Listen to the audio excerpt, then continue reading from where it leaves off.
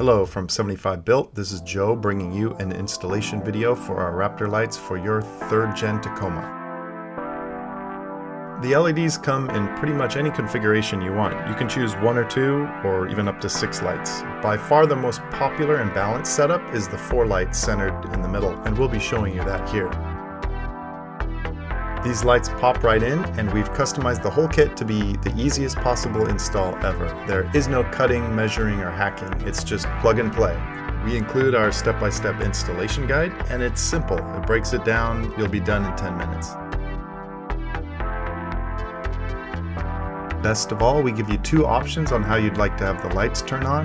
One is to have them controlled on and off by the dimmer switch, and the other is as a daytime running light, so they are always on with the engine.